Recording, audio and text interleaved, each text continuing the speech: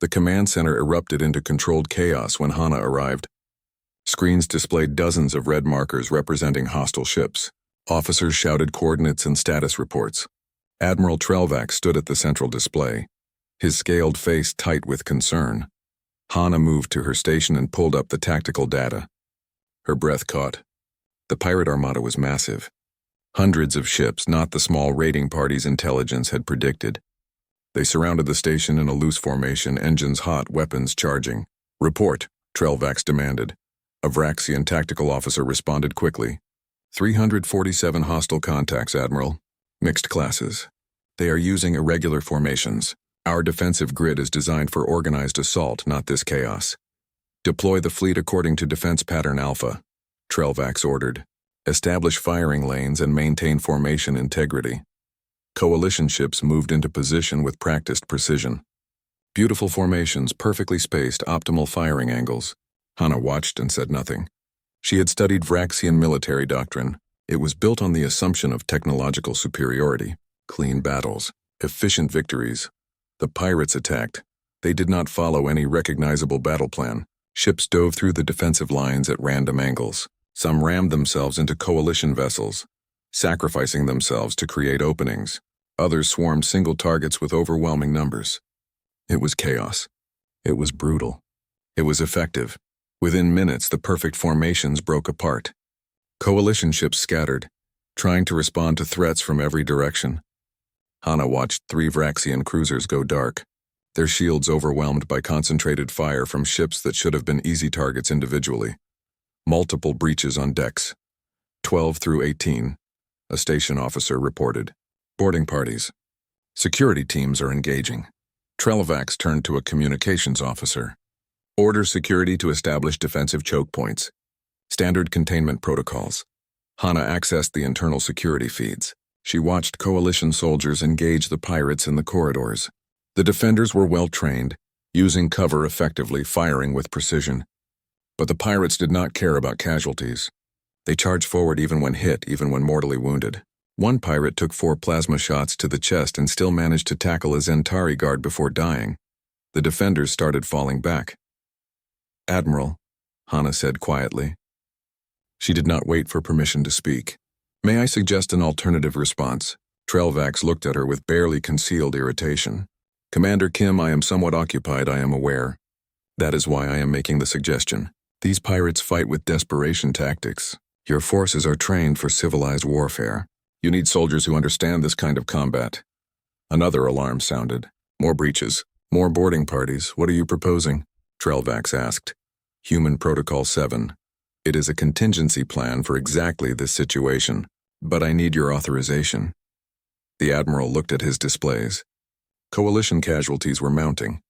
The pirates pushed deeper into the station with each passing minute.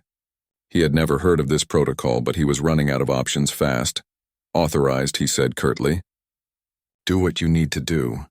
Hana's fingers moved across her console. She activated a station-wide communication channel reserved for human personnel only. When she spoke, her voice was calm and clear. "All human personnel, this is Commander Kim. Protocol 7 is now active. Authorization code Omega Tango 37. You are weapons free. Show them what we are." She closed the channel. Trelvax stared at her. "What does that mean?" "What is weapons free?" "It means we stop pretending to be like you," Hana said simply. In Sector 12, Sergeant Jiwoo Choi heard the message. She and her squad had been falling back steadily before a pirate assault. 15 enemies pushing forward with reckless aggression. Her squad of 8 was down to 6, and they were running low on ammunition. The Zentari soldier who had mocked her training crouched behind cover nearby. His forearms trembled as he reloaded his weapon. "They are not stopping," he said. "Why are they not stopping?" Jiwoo heard Commander Kim's message in her earpiece. Something changed in her expression.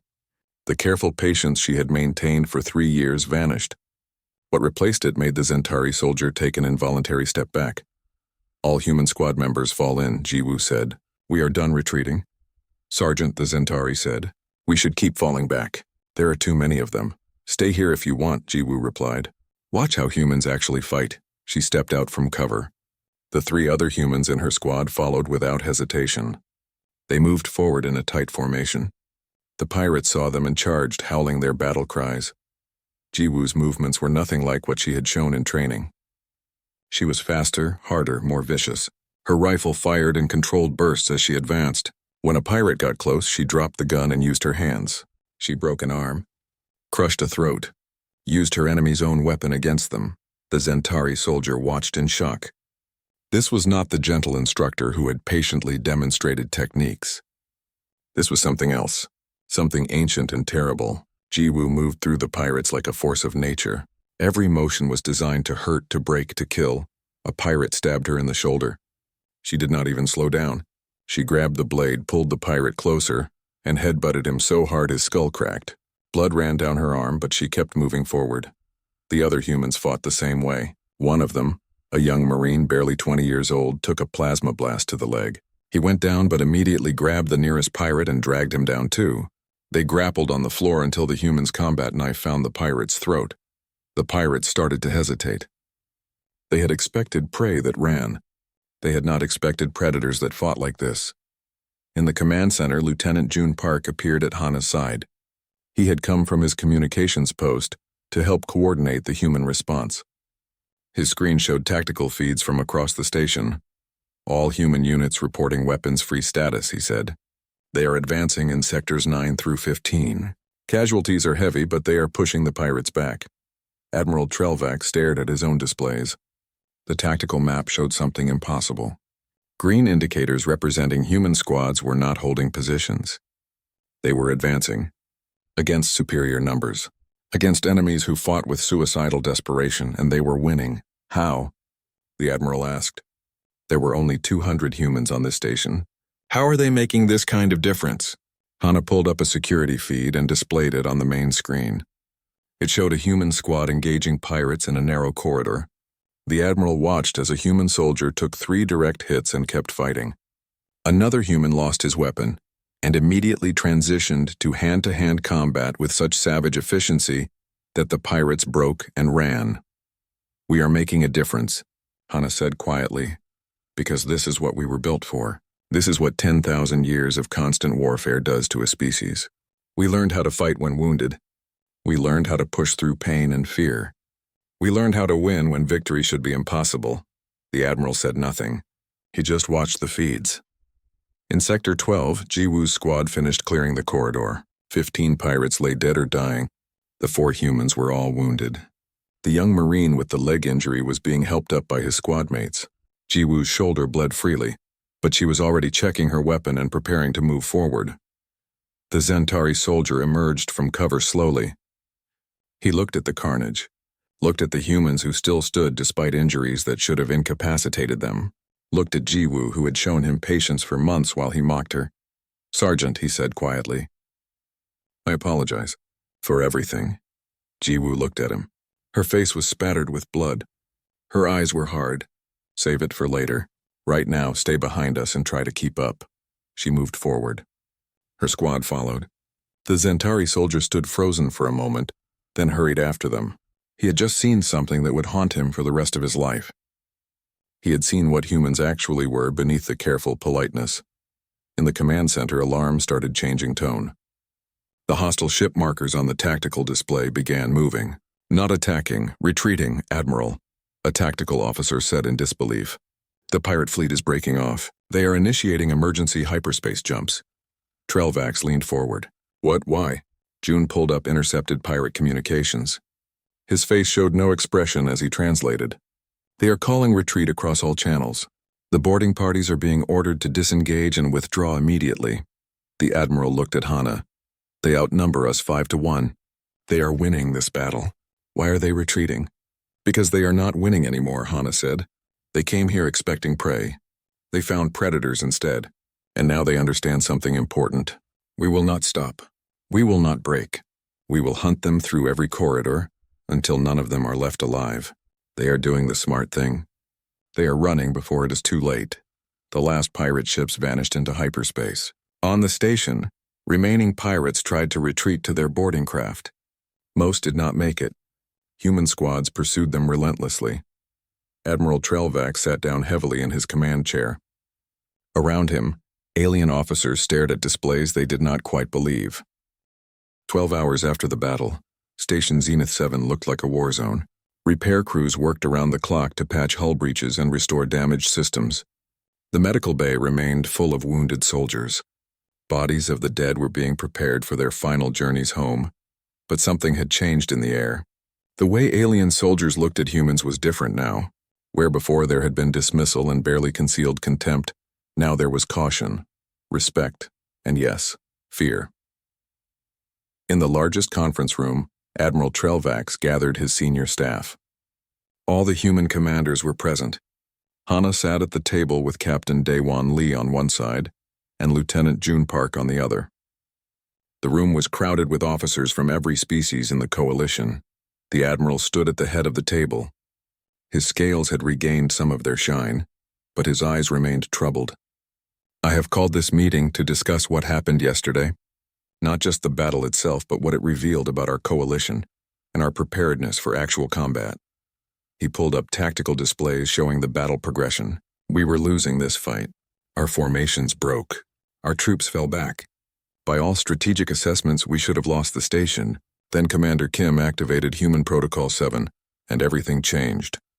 A Vraxian captain raised his hand. Admiral, with respect, we still do not understand what Protocol 7 actually is. Why did it have such an immediate effect? Trelvax looked at Hana. Commander Kim, would you explain? Hana stood slowly. Protocol 7 is simple. It is permission to stop pretending. For 3 years, human personnel on this station have been operating under strict rules of engagement. We were instructed to follow coalition combat doctrine, to fight the way you fight, to hold back our natural instincts and capabilities. Protocol 7 removes those restrictions. Hold back? A Zentari officer asked. What do you mean? Captain Lee stood to join Hana. Coalition warfare is clean, efficient. You minimize casualties and fight with superior technology. Human warfare is not clean. We evolved on a death world where everything wanted to kill us. We learned to fight through pain, injury, and exhaustion. We learned to use everything as a weapon. We learned to win by being more stubborn than our enemies. He pulled up combat footage from the battle. Watch this corridor fight. See how the human soldiers move forward even when wounded? See how they transition immediately from range to close combat when necessary? See how they use the environment, their enemy's own weapons, anything available? This is human combat doctrine. This is what we were built to do. The room watched the footage in silence. The violence was shocking. Not because it was gratuitous, but because it was efficient. Every human movement had purpose. Every action was designed to hurt the enemy while protecting allies. Admiral Trelvax spoke again. I have been in contact with Coalition High Command. They have reviewed the battle reports. They have questions, many questions, but they have also made some decisions. He changed the display to show official documents. Effective immediately, human combat doctrine is to be studied at all Coalition military academies. Human instructors will be assigned to every major training facility. And Commander Kim, Captain Lee, your services are requested by High Command for a complete tactical review. Murmurs spread through the room. This was unprecedented. The Coalition had never before adopted tactics from a member species so quickly. There is more, Trelvax continued. High Command has asked for recommendations on how to integrate human capabilities into our overall strategy. They want to know how best to use your species' unique strengths. June stood for the first time. Admiral, may I speak? Please, you are asking how to use humans effectively. Let me be direct. You do not want us for your frontline regular forces. We are not suited for clean, organized warfare. We get bored with that. What you want us for is the messy situations. The desperate last stands. The impossible rescue missions. The fights where the odds are terrible and victory seems unlikely. That is where humans excel. A Vraxian general leaned forward. You are suggesting we use humans as specialists? For high-risk operations? Exactly, June said. Let your forces handle normal combat. Your tactics work well for that.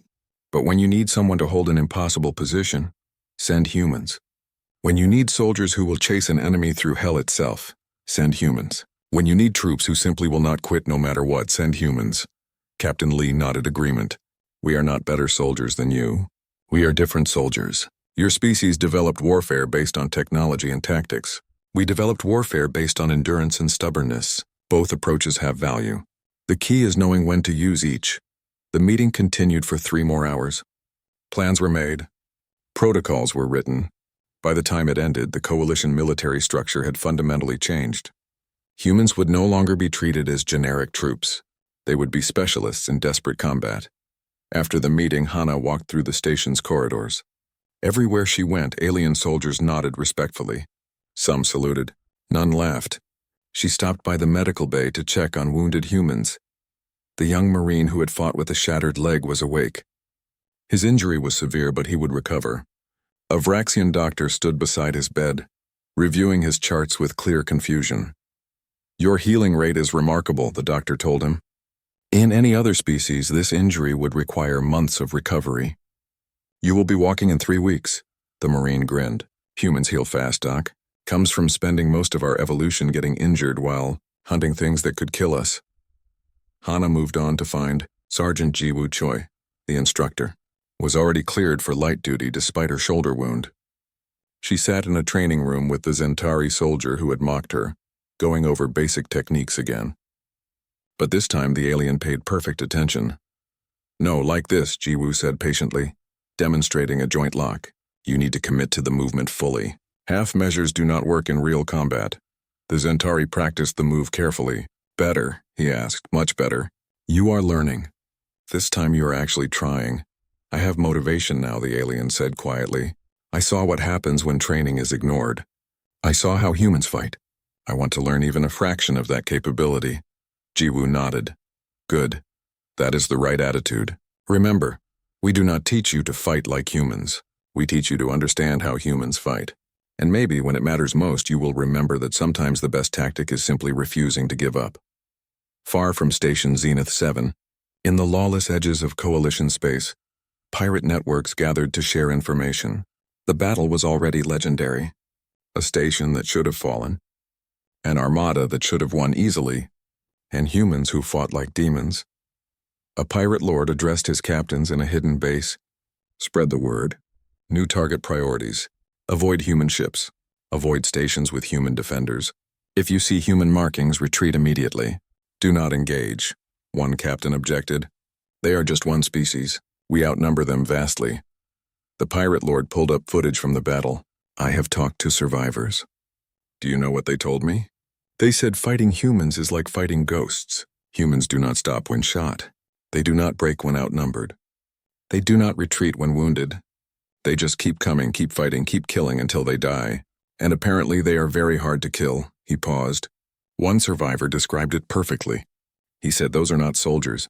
Those are predators pretending to be civilized. Well, they are not pretending anymore. And we are the prey. So we avoid them." "Understood." The captains nodded slowly. A new rule had been added to the pirate codes. Humans were off limits. The price was too high. Back on Station Zenith 7, evening came. Hana stood on an observation deck looking out at the stars. June joined her after a few minutes. "Have you heard?" he asked. "Galactic news networks are picking up the story. They are calling it the Battle of Zenith 7. They are saying it marks a turning point for the Coalition." "They are not wrong," Hana replied. "Everything changed yesterday. We can never go back to being the harmless newcomers. Do you think we should have revealed our capabilities sooner?" Hana considered the question. "No. 3 years of patience was not wasted. We learned their ways. We built relationships. We proved we could fit into their system. Now when we show them what we truly are, they understand it is a choice. We can be civilized. We can be gentle. But when necessary, we can be something else entirely. That something else scares them," June observed. "Good. A little fear breeds respect. They need to understand what human warriors really are. Not myths, not legends. Just history. History that is still very much alive." They stood in comfortable silence watching the stars. Somewhere out there, the galaxy was learning a new truth. Humans were not the primitive species they appeared to be. They were survivors from a death world. Warriors from a culture built on 10,000 years of constant warfare. And now they were part of the Coalition. The aliens who laughed at human legends were not laughing anymore. They were studying those legends as tactical manuals. They were learning what humanity had always known. The most dangerous warrior is not the one with the best weapons. The most dangerous warrior is the one who simply will not quit. And humans never quit. The medical bay was chaos. Wounded soldiers from every species filled the beds and covered the floors. Medical staff moved frantically between patients, trying to prioritize the worst injuries. The smell of burned flesh and blood hung thick in the air. A Vraxian doctor worked on a human Marine who had taken 17 plasma hits during the fighting. The doctor's hands shook as she examined the burns. This patient should be dead. The injuries should have stopped his heart. Yet he had somehow continued fighting for another 8 minutes after receiving them. How is this possible? She asked a human medic nearby. The medic shrugged while treating another patient. Adrenaline is one hell of a drug. Human bodies produce massive amounts when we are in danger. It overrides pain signals, lets us keep moving when we should not be able to. But this is not just overriding pain. His body temperature should have caused organ failure. His blood loss should have killed him. Humans heal fast, the medic said. Faster than most species. We evolved to survive injuries that would kill others. Had to, really. We spent most of our evolution either hunting dangerous prey or fighting each other. The ones who died easy did not pass on their genes. The Vraxian doctor looked around the medical bay. She counted at least 30 human patients with injuries that should have been immediately fatal, yet they were all still alive. Some were even conscious and talking. Your species is terrifying, she said quietly. The human medic smiled without humor. You are only realizing this now. In an emergency conference room, Admiral Trelvax called together all human commanders on the station. Hana sat across from him. Captain Daewon Lee had arrived from his special operations base on the lower levels. Lieutenant June Park stood near the door. 2 other human officers completed the group. The Admiral looked tired. His scales had lost some of their shine. He had spent the past 6 hours reviewing combat footage and casualty reports. What he learned had shaken him deeply.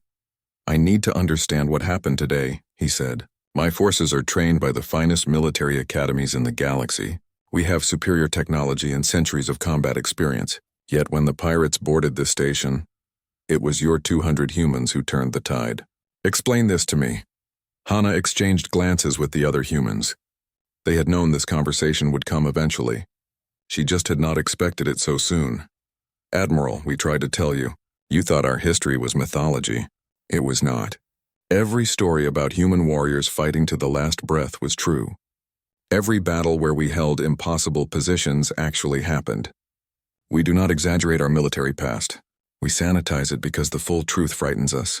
Trelvax leaned forward. Be specific. What makes humans different? Captain Daewon Lee spoke for the first time. His voice was quiet but firm. We evolved as persistence predators, Admiral. Do you know what that means? The Admiral shook his head. It means we hunted by chasing prey until it collapsed from exhaustion. We were not the fastest species on Earth. We were not the strongest, but we could run longer than anything else. We could track wounded animals for days across open terrain. We could push through pain and injury because stopping meant starving. That evolutionary pressure shaped everything about us, Hana continued. Our bodies produce massive amounts of adrenaline. We heal quickly from injuries. We have incredible endurance. But more importantly, it shaped our psychology. We do not give up. Ever. It is not in our nature. And then we spent 10,000 years fighting tribal wars, June added. Every culture on Earth developed its own warrior traditions. We refined the art of killing each other. We got very, very good at it. Trelvax sat back in his chair. His expression was troubled. I have reviewed your planet's history since the battle. The casualty numbers from your ancient wars are staggering. Single battles with hundreds of thousands of deaths, wars that lasted decades. And you fought these conflicts with primitive weapons. Yes, Hana said simply. We fought with swords and spears and arrows. Later with rifles and artillery. The technology changed, but the fundamental nature of human warfare never did. We learned to accept casualties that other species consider unacceptable. We learned to keep fighting when any rational analysis said we should surrender. Captain Lee pulled up a holographic display. It showed battle statistics from throughout human history. Look at these numbers, Admiral. The Battle of Stalingrad in our Second World War. Over 2 million casualties. The city was destroyed. Both sides suffered terribly. The battle lasted 5 months. Neither side would surrender. He changed the display. The Battle of Thermopylae. 300 Spartan warriors held a narrow pass against hundreds of thousands of enemy soldiers. They knew they would die. They held the position anyway. They fought until every single one of them was dead. Another change. The Siege of Leningrad. Almost 900 days. Over 1 million civilians died from starvation and bombardment. The city never surrendered. These are not isolated incidents, Lee said. This is pattern. This is what human warfare looks like. We do not fight until victory is unlikely. We fight until victory is impossible, and then we keep fighting anyway. Trelvax was quiet for a long moment. Finally he spoke, his voice barely above a whisper. Why did you not tell us this when you joined the coalition? We tried, Hana said. You thought we were exaggerating. You thought our warrior legends were propaganda. And honestly, we were trying to fit in. We thought if you saw what we really were, you would fear us. Turns out you needed to see it to respect us. I do fear you, the Admiral admitted. I watched the combat footage. Your Sergeant, Jiwoo Choi. She took a blade to the shoulder and did not even slow down. One of your Marines fought for 8 minutes with injuries that should have killed him instantly. This is not normal. This is not how civilized species conduct warfare. You are right, Hana said. It is not civilized. We spent 3 years being very civilized with you, following your protocols, fighting your way. Today you saw what happens when we stop pretending. Elsewhere on the station, Sergeant Jiwoo Choi sat in the medical bay with her shoulder bandaged. The Zentari soldier who had mocked her training sat beside her. His forearms were folded and he stared at the floor. In training, Jiwoo said suddenly, when you asked how much I was holding back, do you still want to know? The Zentari looked at her. His expression was haunted. I think I already know. You were holding back almost everything. About 80%, Jiwoo confirmed. We are supposed to instruct, not terrify. Today was the first time in 3 years I fought the way I was actually trained. Those legends we laughed at. The stories about warriors who never surrendered. They were all true, were they not? Every single one, Jiwoo said. We tried to tell you. You did not want to listen. I am sorry, the Zentari said. For the mockery. For not taking your training seriously. For treating your entire species as primitive. Jiwoo looked at him for a long moment. Then she nodded once. Apology accepted. Just do not make the same mistake again. In the station's cantina, Lieutenant June Park sat with a meal he barely touched. The same group of Raxian officers from before entered. They saw him and hesitated. Finally, one of them approached. Lieutenant Park, may we sit? June gestured to the empty seats without speaking. The Vraxian sat awkwardly. The one who had spoken cleared his throat. We owe you an apology. What we said before, about the human problem, about your species having no qualifications. We were wrong, yes, June said simply. You were. Why did humans not demonstrate your capabilities earlier? Another asked. You could have shown us what you were capable of at any time. June set down his fork and looked at them directly. Because we were trying to fit in. We thought if you saw what we really are, you would fear us. We were right about that, by the way. I can see the fear in your eyes right now. The Vraxian said nothing. But it turns out you needed to see it to respect us, June continued. 3 years of patience did not earn respect. One battle did. That tells me something important about how this coalition works. He stood and picked up his tray. One of the Vraxians called after him. Lieutenant, are humans always this angry? June paused. No, but we remember everything. Every dismissal. Every mockery. Every time we were treated as primitive newcomers. We remember all of it. And now you know we are not the species you thought we were. Sleep well with that knowledge. He left them sitting in silence. In her quarters, Commander Hana Kim wrote her report to Earth Command. She described the battle in clinical detail. The casualties. The tactics. The results. At the end, she added a personal assessment. Today changed everything. The galaxy now knows what humans are capable of when we stop holding back. Word will spread. Other species will react, some with respect, some with fear, some with both. We can never go back to being the harmless newcomers. That mask is gone forever. She paused, then added one more line. Perhaps that is for the best. They need to know what we are. They need to understand that human warriors are not legends. We are history. And now we are their present. She sent the report and looked out her window at the stars. Somewhere out there, pirate networks were already spreading word of what happened at Station Zenith 7. They would tell stories about humans who did not stop fighting, who pushed through injuries that should have been fatal, who turned a desperate defense into a victory through sheer refusal to lose. Commander Hana Kim walked into the War Council chamber with her datapad clutched against her chest. The massive room stretched before her, filled with officers from a dozen different species. Tall Vraxians with their blue-scaled skin stood near the tactical display. Short Zentari with their forearms gestured rapidly as they spoke. The air smelled strange. A mix of different atmospheres adjusted for different biology. This was her first time attending the full council meeting. Humans had only joined the Galactic Defense Coalition 3 years ago. Earth was still the new member, still proving itself worthy of being here. Hana took her seat at the far end of the table. Nobody looked at her. Nobody acknowledged her arrival. Admiral Trelvax dominated the head of the table. The Vraxian commander was enormous, easily twice Hana's height. His scales shimmered under the lights as he spoke. His voice rumbled like distant thunder. The pirate raids in Sector 9 continue, Trelvax said. They strike fast and retreat before we can respond. We need better patrol patterns. Hana studied the tactical display. She had seen this pattern before. Not in space, but in Earth's history. During the ancient wars, raiders used the same strategy. She raised her hand slowly. Commander Kim, Trelvax acknowledged her with obvious reluctance. We could use a defense-in-depth strategy, Hana said carefully. Layer our forces so the pirates think they are escaping, but actually push them into prepared positions. Several officers turned to look at her. A Vraxian captain started laughing. The sound was harsh and loud. Defense in depth? The captain's voice dripped with amusement. That is an ancient human tactic. From when your species was still fighting with primitive weapons on a single planet. Other officers joined the laughter. Hana felt heat rise to her face, but she kept her expression neutral. Human military history is quite entertaining, another Vraxian said. I read about your ancient wars. So many deaths over tiny pieces of land. Your species spent thousands of years killing each other over resources. And those legends, a Zentari officer added. Stories about warriors who supposedly never surrendered, who fought until the last soldier fell. Surely those are exaggerations for propaganda purposes. Admiral Trelvax raised a hand for silence. The laughter stopped, but smiles remained on many faces. Commander Kim means well, the admiral said. But human warfare was primitive brawling between fractured tribes. We fight with technology and superior tactics now. Your species will learn our methods in time. Hana said nothing more. She looked down at her datapad and made notes while the council continued without her input.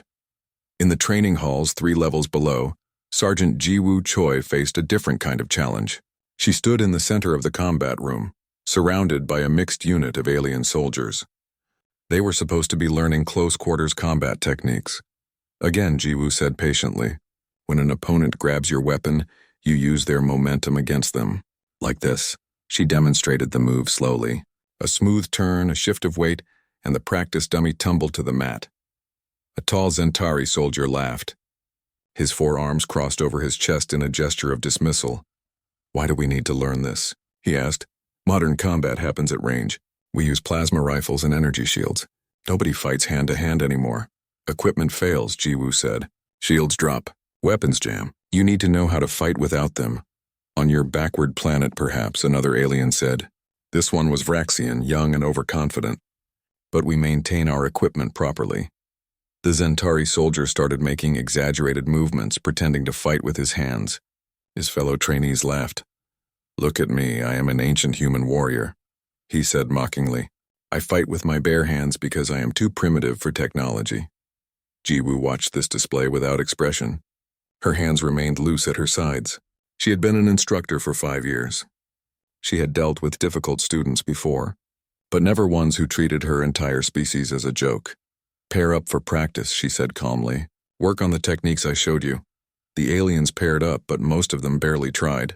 They went through the motions while talking and laughing among themselves. Jiwoo made notes on her datapad. She would report this, but she already knew nothing would change. Humans were new. Humans were primitive. Humans had to prove themselves worthy of respect. Later that evening, Lieutenant June Park sat alone in the station's cantina. He had finished his shift in communications and wanted a quiet meal before sleep. The cantina was busy, filled with off-duty personnel from various species. June ate his food and tried not to listen to the conversations around him. But voices carried in the large space. A group of Vraxian officers sat at a nearby table speaking loudly.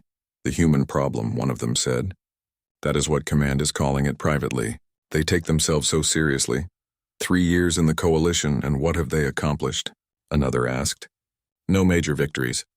No technological contributions. Just constant references to their violent history. I heard their commander suggested using ancient Earth tactics in today's council meeting, the first officer said. Trelvax was quite patient with her. They all laughed. The sound made June's hands tighten around his fork. Honestly, I do not understand why they were admitted to the coalition at all, a third Vraxian said. They have one barely unified planet, no significant fleet. Their only distinction is an unusually violent history.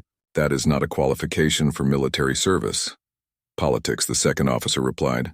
Earth has resources, and they were persistent about joining. Sometimes it is easier to let the primitive species in and let them learn their place naturally. More laughter. June finished his meal mechanically. He stood and carried his tray to the recycling station. As he passed the Vraxian table, one of them called out to him, Lieutenant Park. No offense intended in our conversation. We respect your service. June stopped and looked at them. 4 officers, all older than him, all with more experience and higher ranks, all of them smiling in a way that was not quite friendly. None taken, June said quietly. He left without another word. Back in her quarters, Commander Hana Kim sat at her desk and wrote her daily report to Earth Command. She described the council meeting, the laughter, the dismissal of human tactics. She kept her language professional and factual. At the end of the report, she added a personal note, something she would not normally include in official communications. They think our history is mythology. They think our warriors are legends created for propaganda. They have no concept of what humans are actually capable of when pushed. Perhaps that is for the best. Perhaps we should let them continue believing we are harmless. She sent the report and prepared for sleep. Tomorrow would bring more meetings, more dismissals, more patience. Humans were good at patience. They had learned it over thousands of years of warfare. They could wait for respect to come naturally. Suddenly, every light in her quarters turned red. Emergency lighting. A klaxon started blaring through the station's communication system. Hana was out of bed and into her uniform in seconds. Her comm device activated automatically. All personnel to battle stations. This is not a drill. Hostile fleet detected. Multiple ships. All personnel to battle stations immediately. Hana grabbed her datapad and ran for the command center. As she moved through the corridors, she passed dozens of alien soldiers doing the same. Their faces showed surprise. Some showed fear. This station had not seen real combat in decades. Her comm device buzzed with an encrypted message from Earth Command. She read it while running. The message was brief. Just 4 words and an authorization code. Protocol. 7 now authorized. Hana's expression did not change, but something shifted in her eyes. 3 years of patience. 3 years of being dismissed and mocked and treated as primitive newcomers. That was about to end. The game was over. Now the aliens would see what humans actually were. 3 months after the Battle of Zenith 7, Commander Hana Kim stood in front of the full Galactic Defense Coalition Council. The chamber was enormous, filled with representatives from dozens of species. Holographic displays showed her presentation to everyone present. She wore her dress uniform. Every medal earned, every commendation awarded. Behind her, projected large enough for everyone to see, were statistics from human military history. Numbers that made several council members shift uncomfortably in their seats. Thank you for allowing me to present formal human combat doctrine, Hana began. For 3 years we have operated under coalition protocols. Today I will explain what we actually are, and how we can best serve this coalition going forward. She changed the display. Humanity evolved on Earth, a Class 12 death world. Everything on our planet was either prey or predator, and often both. We developed as persistence hunters. We learned to chase prey until it collapsed from exhaustion. This shaped our biology and our psychology in ways that affect combat capability. Another change. Our bodies produce massive amounts of adrenaline. We heal faster than most species. We can function through injuries that incapacitate others. But more importantly, we developed something else. We developed the capacity to simply refuse defeat. She pulled up historical battles, 10,000 years of human warfare. Conflicts that lasted decades, battles with casualty rates you consider unacceptable, sieges that continued for years. We learned to accept losses that other species cannot comprehend. We learned to keep fighting when any rational analysis said we should surrender. A Vraxian council member raised his hand. Commander Kim, are you suggesting that human irrationality is an asset? I'm suggesting that what you call irrational we call necessary. On Earth, the groups that surrendered when outnumbered died out.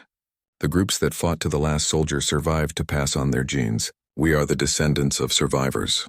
Quitting is not in our nature because evolution eliminated everyone who quit too easily. She continued her presentation for an hour. She explained acceptable casualty rates in human military planning, the concept of victory through attrition, the tactical use of desperation, the strategic value of a reputation for ferocity. Every concept was alien to coalition warfare, which emphasized minimal casualties and clean victories. When she finished, the council chamber was silent for a long moment. Finally, the council chairman spoke. Commander Kim, your presentation is disturbing. You describe warfare as we have never practiced it, but events at Zenith 7 suggest your methods have merit. The council has decided to implement several changes based on your recommendations. Across coalition space, those changes were already taking effect. At the Coalition Military Academy on Proxima Station, Sergeant Jiwoo Choi stood before a class of 200 officer candidates. Aliens from a dozen species filled the auditorium. All of them watched her with careful attention. None of them laughed. Welcome to Human Combat Doctrine 101, Jiwoo began. This course is now mandatory for all coalition officers. You will learn tactics we developed over 10,000 years of warfare. Some of these tactics will disturb you. Some will seem barbaric, but they work and you need to understand them. She pulled up a tactical display. Lesson 1. Acceptable losses. In coalition warfare, you minimize casualties. In human warfare, we accept that casualties are inevitable. The question is not whether soldiers will die, but whether their deaths accomplish the mission objective. A Zentari student raised one of his forearms. Sergeant, is that not simply treating soldiers as expendable resources? No, Jiwoo said firmly. We value every life. But we also understand that sometimes sacrifice is necessary for victory. The difference is choice. Human soldiers choose to take risks that other species would not. We volunteer for dangerous missions. We hold impossible positions, not because we are expendable, but because we believe some things are worth dying for. The class continued. Jiwoo taught concepts that had never been part of coalition military education. Fighting while wounded, using desperation as a weapon, the psychology of refusal, how to push through pain and fear to complete the mission. In another training facility, Captain Daewon Lee instructed Coalition Special Forces in advanced tactics. His students were the best soldiers from each species, elite troops who had never failed a mission. They watched his demonstrations with equal parts fascination and horror. Human Special Operations Doctrine is built on 3 principles, Lee explained. First, we go where others cannot. Second, we do what others will not. Third, we never leave anyone behind. These are not suggestions. These are absolutes.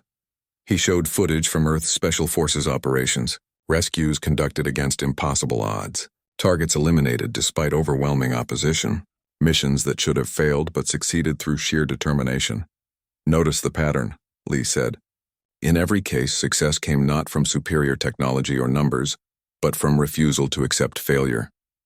Human Special Forces operators are trained to continue the mission even when wounded, even when support is cut off, even when survival seems impossible. A Vraxian Special Forces officer asked the question everyone was thinking.